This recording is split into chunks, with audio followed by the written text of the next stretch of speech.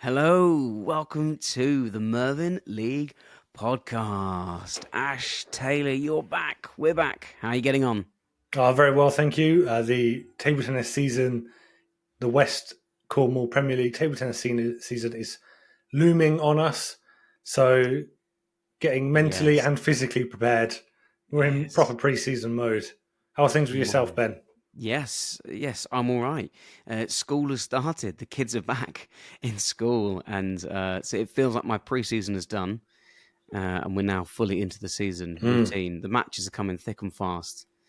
They will. But no, it's good. It's good. Very, very pleased. Hey, quickly, how are you getting ready for the table tennis season? How are you looking? How are you shaping up? Well, I could be in better shape. That's what I say every season. Got a new rubber on the backhand. Ooh, lovely. Been working on the backhand in pre-season because that is my frailty.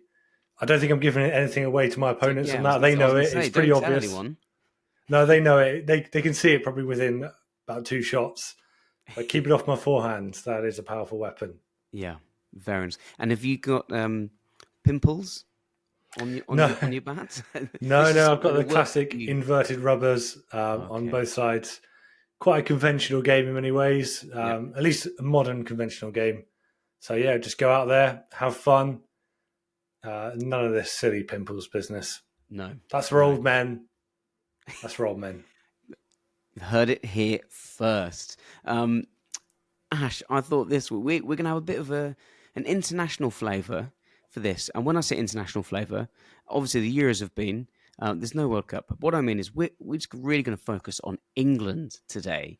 England. It's National. been yes, a national. Drop the inter or Yeah. intra national look today, and we mentioned last time we were on. We're going to go. We've been to the cricket.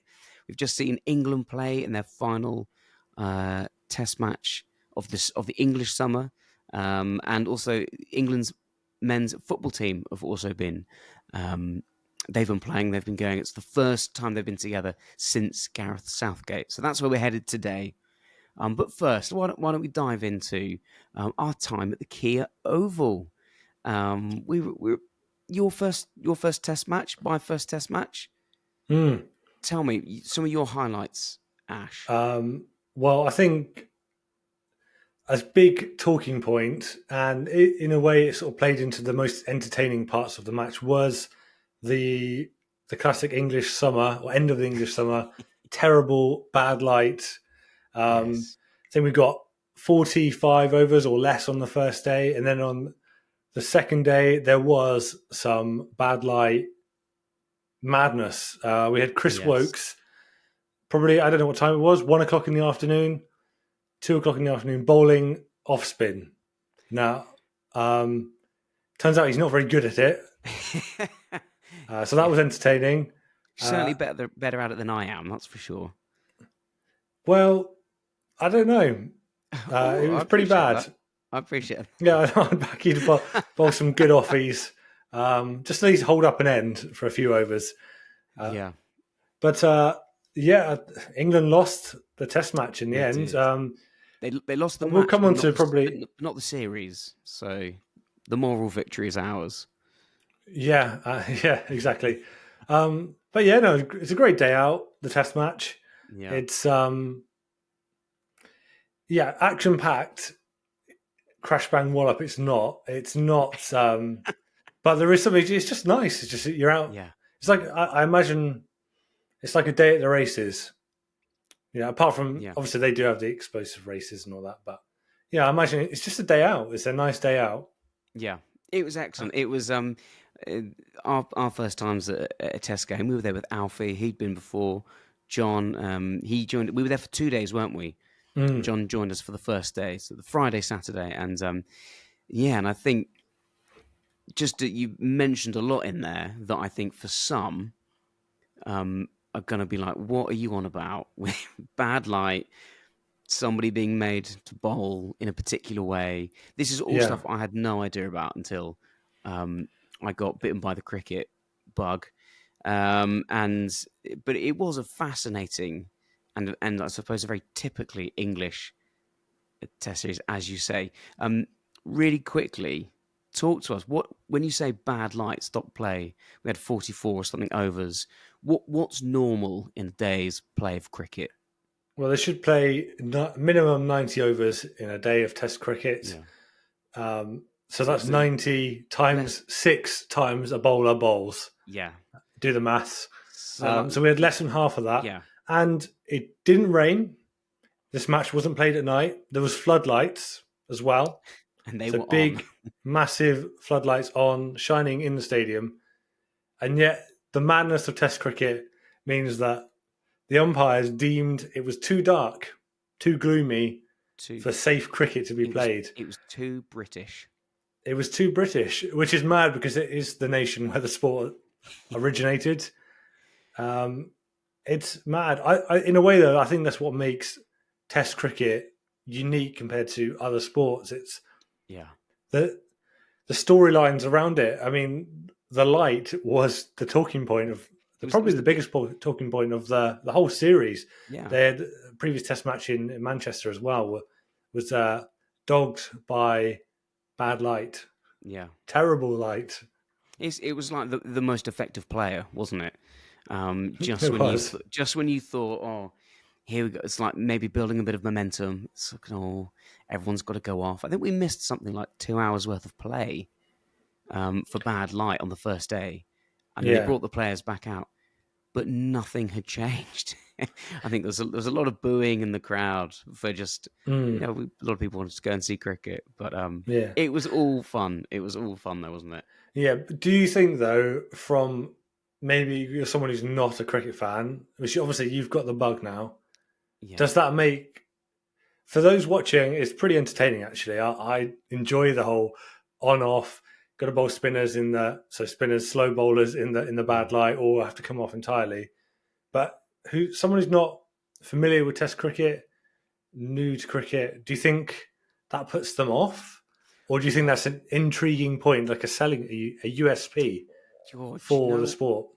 that's a great question. Do you know? I think from my own experience, growing up, I think when you grow up, particularly within England, you think of English cricket. I think you do think of the red ball Test cricket, and I think because you immediately go, oh, it's a game that's played over 5 days.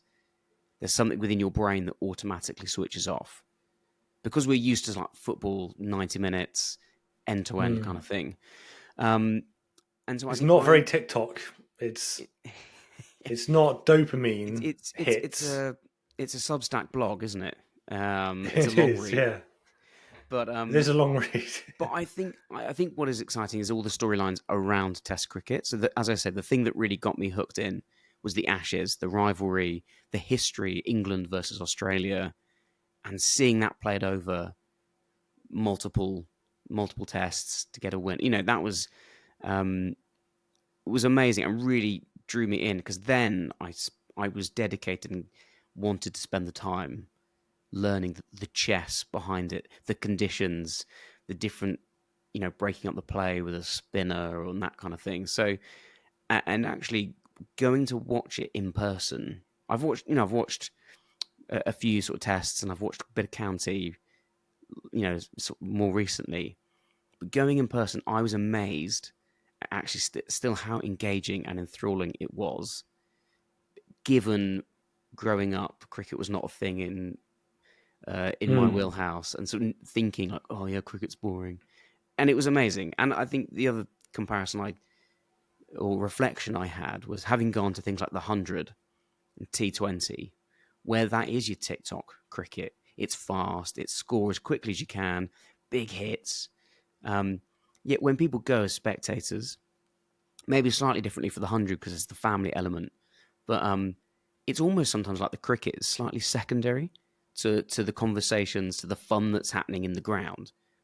That might just be because I've seen quite a bit at the Oval, and you've got a lot of like tourists, people from work coming, guys in their puffer jackets and their sort of briefcases and stuff. But at the Test cricket, everyone's in every ball, and suddenly that massive pitch can feel quite small. You feel really close. So I would definitely encourage people to go because it's a totally different experience. And then when it's the bad light, we were walking, we're doing a couple of laps around the ground, getting drinks, food, there's stuff going on. So Yeah, if you were like me and cricket was not your thing, I'd encourage you to go because it's really good in person and you get the time to ask the questions and do all that. So I loved it. yeah. I think there's a lot of talk about the state of Test cricket in general. Yes. Will Test cricket exist in 5 years, or maybe it'll just be a couple nations playing it? But it is unique. I don't know baseball, Mm. That's so John's new maybe game. baseball is similar in some ways, but Yeah. there is something unique to a Test cricket match compared to any other sport, at least that's popular in the UK. Yeah. Um, How did you feel about? Did you feel like you were watching a sport that was dying, or do you feel like some of that talk around the death of Test cricket Yeah. being hyperbole, rather exaggerated stuff? Yeah. Well, I think the English cricket is a slightly different beast because I think doing something in like our English summer when England are playing, like it's always going to sell out. And I think more latterly because of Ben Stokes, Brendan McCullum, Bazball, they've made Test cricket very appealing. Obviously, I wasn't watching it beforehand. I now am. I knew some of these names, Joe Roots, your Kevin Petersons, your Flintoff. Like I know a lot of these names, but I would never watch it. Whereas now it's exciting and it's fast, and so. But I think they've brought a lot of entertainment. They've brought a lot of enjoyment to Test cricket. However, I know that's not the case for Sri Lanka, who we were playing against. Now, interestingly, I was listening to something where, because there's a lot of talk about ticket prices throughout this series with Sri Lanka. Lords, day 4, it was glorious day. The match was still going on, but it was £95 for the cheapest adult ticket to go. And Yeah, that's the equivalent, Lords is the equivalent of going to Wembley or going to, I don't know, the Stade de France or like your country's national stadium. It's like the home of cricket.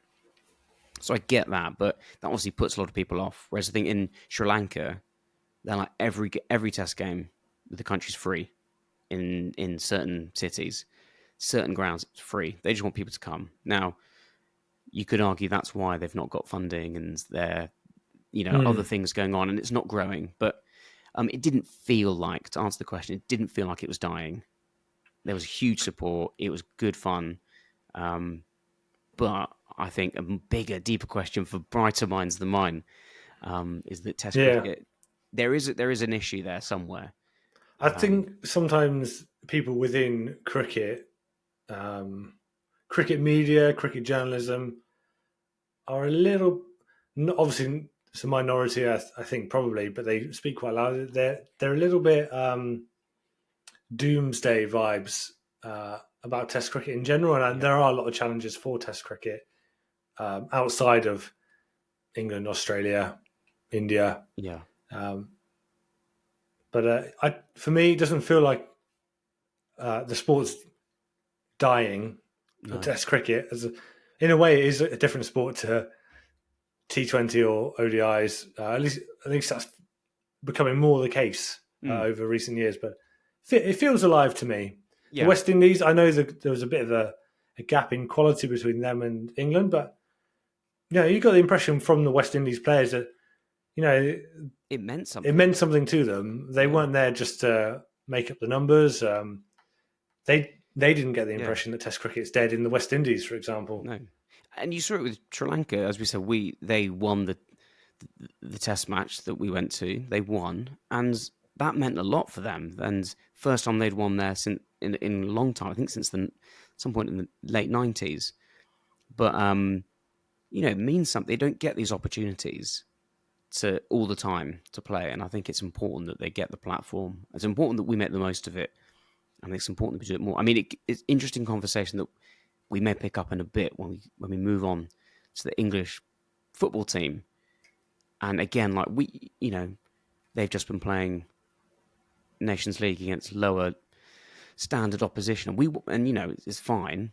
but we want to see them play the Frances, the Germanys, the Italys, the Spains all the time because it's better. It's a much more entertaining spectacle, and we want to see England play India and Australia all the time. But you can't just have that bubble, and I think that's what people are sort of alluding to.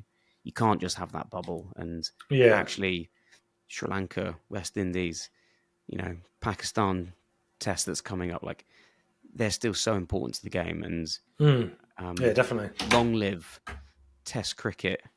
Yeah. Something I never thought I'd say. Just Can very make me proud. It's going to make me very cry. quickly, just wanted to say, yeah, I'm sat here for those watching us on YouTube in my Surrey hoodie, and I just wanted to give a big shout out to the stand-in captain for this test, Ollie Pope, who he'd had a bit of a stinker in the first two matches, but he delivered the goods with the bat. 150. I feel like I ticked off some cricket like kind of bingo card items. We had bad light stopping play. Someone scoring 150 or like getting a century. Anyway, we saw debutants getting wickets and stuff like that. So just a big shout out, Ollie Pope, Surrey player, 150. You've put Chris Wokes and his spin was just, for me, I didn't get it as much as everybody else, but I can appreciate the sort of the humour in that. But we also had big Josh Hull, who made his debut, got a couple of wickets, and from good farming stock, isn't he? Yeah, he is absolutely from his Cambridgeshire family farm. I believe they set up a net in his barn or something like that during COVID for him and his brother to practice in. Well, it worked. There's probably not just a net they've got in that barn. They've probably got some kind of feeding station for him. He's a big lad. He looks like he sort of lifts hay bales for fun. Yes. And it was something, he's got something like size 15 and a half, 16 feet. And every time I hear this, he's got bigger feet than the previous time. Yeah. Well, I think he's still a growing lad. He's still pretty young. But it was just good, wasn't it? It could have more inches on him. Yeah. He could. Something that I would wish happened to me, but I think my growing height days are over. Lastly, just a last word on the cricket. Ashes. Next year, it's being held in Australia. Are we too focused on the Ashes? Are we too focused on trying to get a leg up on our rivals? And did that play a factor, do you think, in this summer? It's a bit of a rebuild. Ben Stokes wasn't in the Sri Lanka test. Zach Crawley wasn't in the Sri Lanka test, or for at least for some of it. But getting in a lot of these new players, Josh Hull, who else? I'm sure Bashir. Atkinson's been new. Atkinson, yeah. Jamie Bashir, Smith, who he also had a great series as well. Like he did, yeah. Blooding these players in. Is it good planning, or are we thinking too much? I think for Test cricket, because we don't have a World Cup or an Olympics to work towards, Ashes is the equivalent. So yeah, I think that psychological goal, like what are we building this team towards, is kind of natural. I think without any other obvious sort of milestones in the future, but it does mean that sometimes you do get ridiculous interpretations by the media, the public. BBC Sport, when they show people's messages in, England have one bad day. It's like, well, Australia won't, Australia won't see, it's so you get such, so you can be over the top with everything is about the Ashes, and sometimes it's a little bit disrespectful is the wrong word, but Sri Lanka.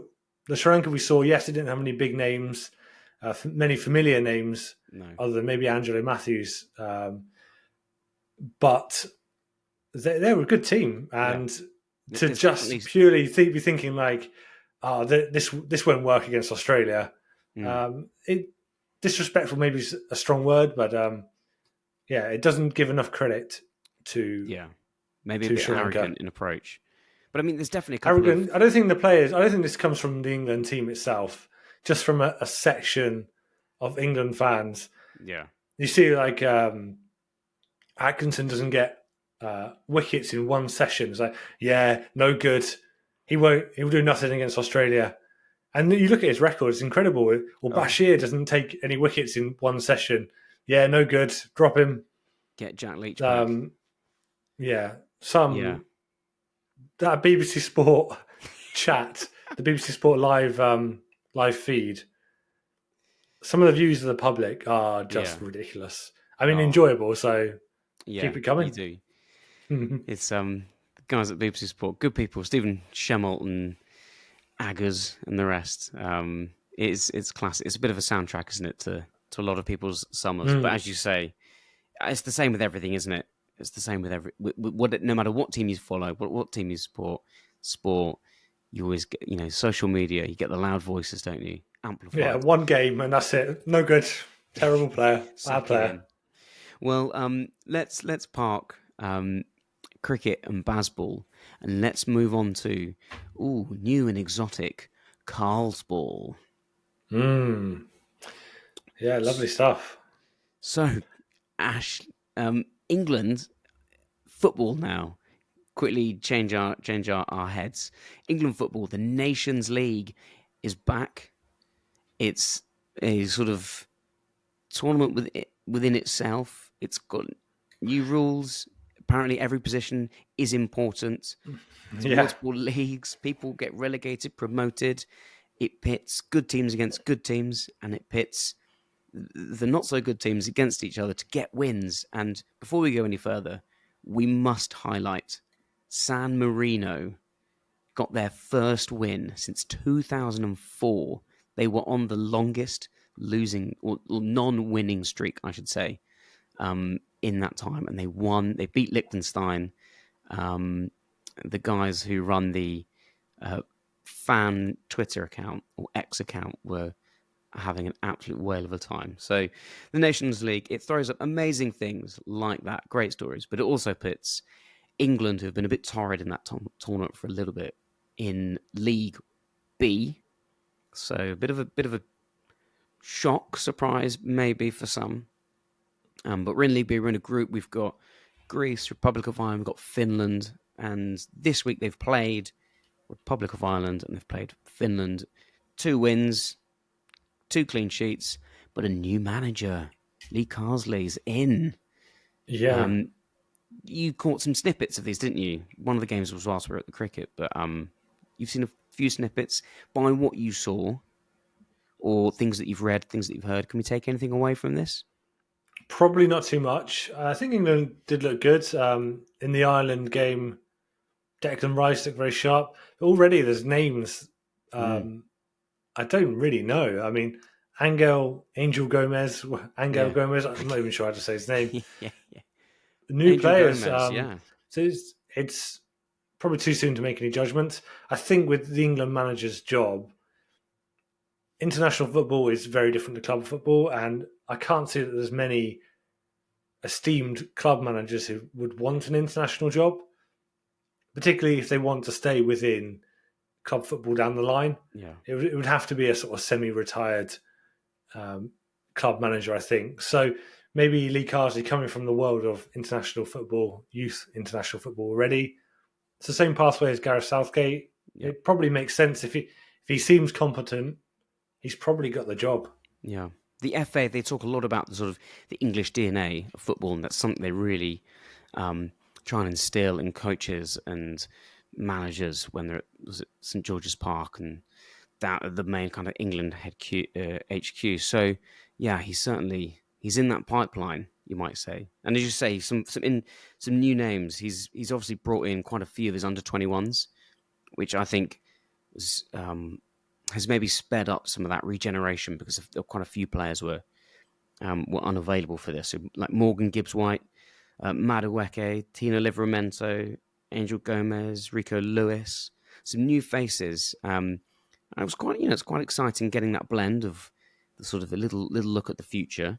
But let's have a little look at both these games. So England 2, Republic of Ireland 2 in whereas in the Republic of Ireland they were playing, and the big storyline of course, Declan Rice, Jack Grealish, former um, Irish youth representatives. Rice, he's got 3 senior caps, 20 youth, 20 in total with all youth things, and then Grealish, he's got 19 representing them at the sort of under 21s and lower. So they were sort of the future of Irish football, and then made a switch. So there was a lot of talk about the hostility in the ground, and almost feeling like a local domestic derby, which That's probably how it felt in Ireland. Unfortunately, it didn't register much in the UK. Within England, I don't think. That's no disrespect to Ireland. It's just the nature of where the two nations are yeah football-wise at the moment. You look at that Irish team; it's not a particularly strong Irish team. They've had obviously much better yeah times in the stronger teams past. for sure. Yeah, yeah. Yeah, I mean, Ireland, if they had all the players that could qualify for them, they'd be world beaters. Kane, Bellingham, both could qualify for yeah, Ireland. they could. You're right. What In might have been? another universe, Ireland is Brazil. Yeah, yeah. It's a real sliding doors moment when these guys meet, um, and obviously the 2 goals, Declan Rice and Jack Grealish. I mean, you couldn't script it any better. And I just really want to quickly touch on Declan Rice scored the opening goal, chose not to celebrate. Um, Jack Grealish scored. Very demure, very respectful. Yeah. Could you say the same about Jack Grealish when he scored? Not demure. Not demure. Having a brat summer, Yeah. it's over. Something like that. I don't know. Yeah. I mean, There you go. There's your sound bites. there's Jack Grealish that's for having a this brat is for summer every TikTokers. summer. Yeah. Um, but I mean, to give Jack Grealish a little bit of slack, he did celebrate in front of the English fans. Like, it's not as if he did an Yeah, Adebayor and run the full length and do a full on knee slide to the Jack Grealish is a good lad. yeah. I don't think anyone can really wish any ill to Jack Grealish. He's our boy. Well, He I brings don't us the know. mayonnaise. He Yeah, brings us the beers.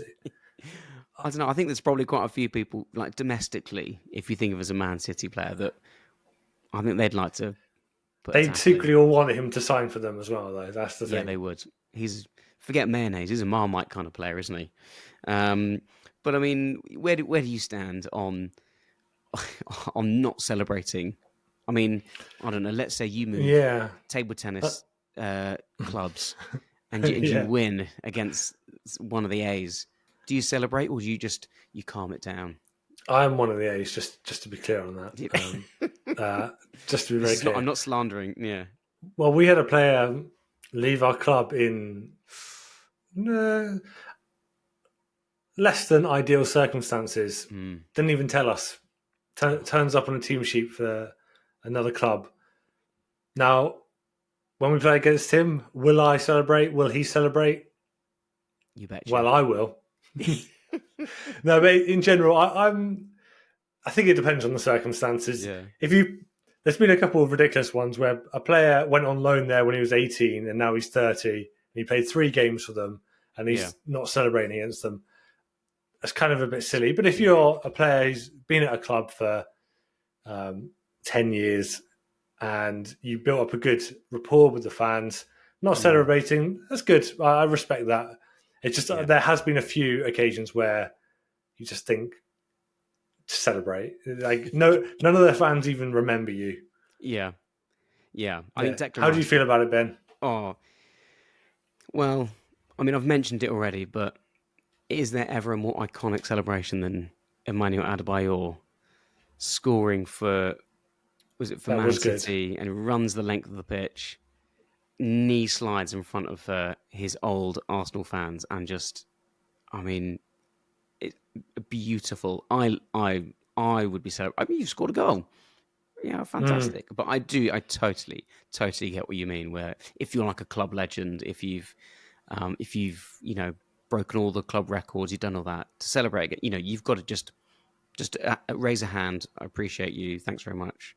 But it's not like you're saying, "Oh, I didn't mean to."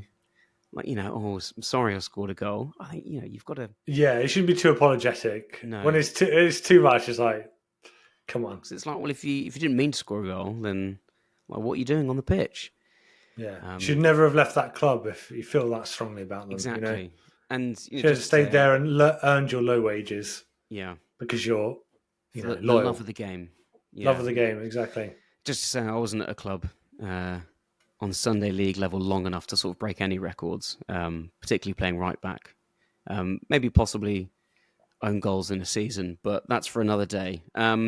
Somebody who was collecting accolades, though, was Harry Kane, because when it came to England-Finland, the next game at Wembley, um, he picked up his 100th cap. He had a very, very lovely gold. It's not a beret, is it? But it's not a floppy green. But he picks up a very nice encased Old gold school cap cap, I guess. Yeah. with a little tassel to mark Mm. his centenary, and sort of the birthday boy even had some gold boots on as well to mark the occasion, and golden they were because he brought up the goods, 2 goals, didn't he? And had one disallowed in the first half. But I think I just kind of want to peel it back ever so slightly. So, you know, 2 wins, 6 points. Lee Carsball, it started, everyone's getting excited. But should we be waxing lyrical? Or should we, or is this actually just the minimum requirement? Because as we've I mean, at the touched moment, on, it is the minimum requirement. It yeah, can't be, and I haven't seen enough that's like radical enough to put a ball after the name yeah, yet. yeah, Bazball was radical in so many ways, and even this test series, where even though it was toned down, there was some kind of you know aggressive play. That's what it's sort of yeah. characterized by, and there was lots of vibes as well. Like that's the other side of it. Carsball doesn't have an identity enough yet, I don't think, to be a thing. Yeah. Well, as you How say, are you I, feeling I on that? think it's the minimum requirement. However, Mm. I do want to say Jack Grealish's goal there was a beautiful bit of one touch kind of play in the build up to his goal, a lovely finish as well. It was great to see Anthony Gordon getting some serious minutes and being a serious piece in that puzzle.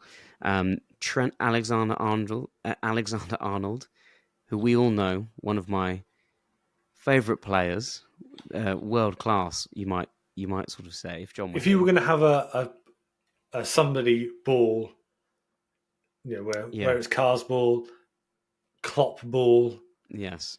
Alexander Arnold's the kind of player you want in that, like a little bit one dimensional in some ways, but very good. Like your whole We'll clip system's that bit as around well. it. Yeah, We'll it's like clip that. the numbers tell you you've just got to lump it long and Yeah. get the. I don't know. He had some. That's He what had you some need from a good. ball in identity. He had some good over the top direct plays, but he does have a wonderful foot. But he played well Yeah, as lump it's well, the wrong and word. Yeah. it made me think. Do you think Gareth was watching on his sofa, seeing some of this slick movement without some of his big names? No Foden, no Bellingham. He didn't squeeze them all in.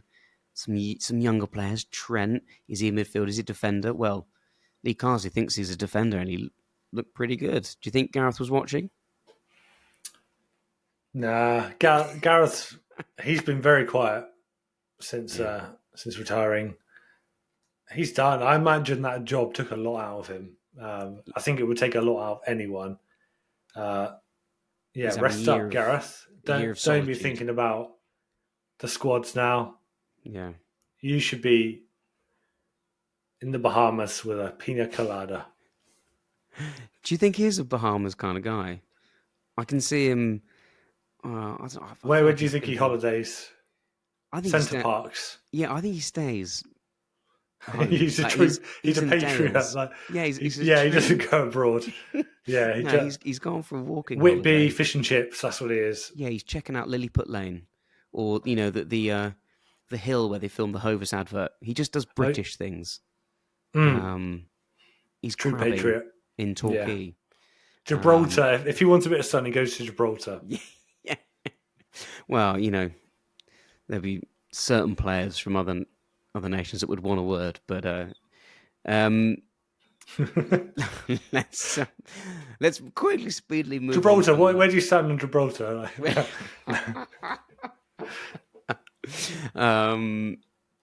So I want to know, Ash, moving on, I want to know, as we bring this to a close, we've talked about, like, naming something ball, I don't know, maybe soon in the North Cornish Table Tennis League, we'll have Ash Ball for your avant-garde style of play, non-pimple play.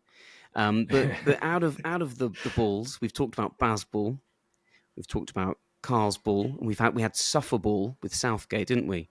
What we all endured. Which is your favourite ball?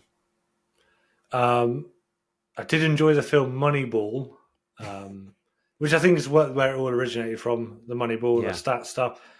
I don't know. I can't think of enough balls off the top of my head, but I love Bazball. I've drunk the Kool-Aid, as they say these days.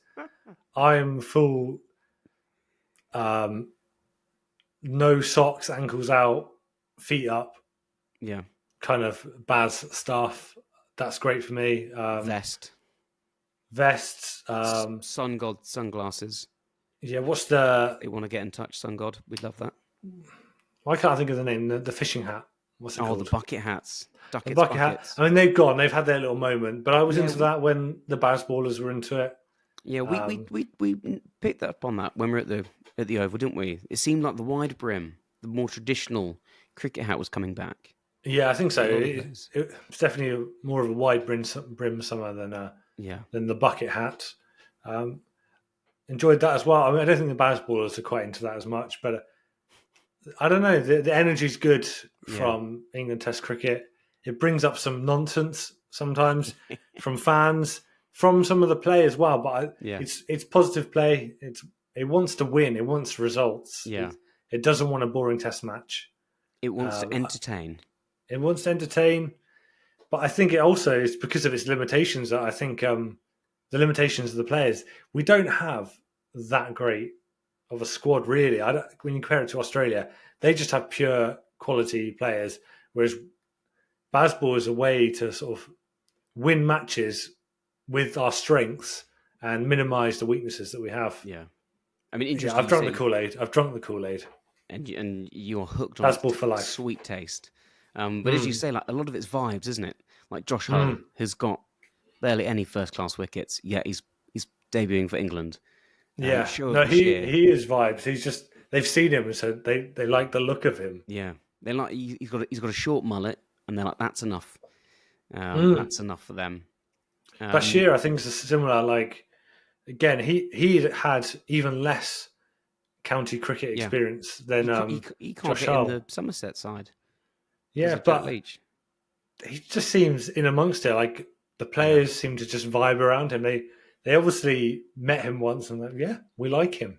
Was it? Didn't they say they selected? I think he's good as well. I think he's quite good. Yeah, they selected him because some clips on social media went around, and they thought, we'll have him.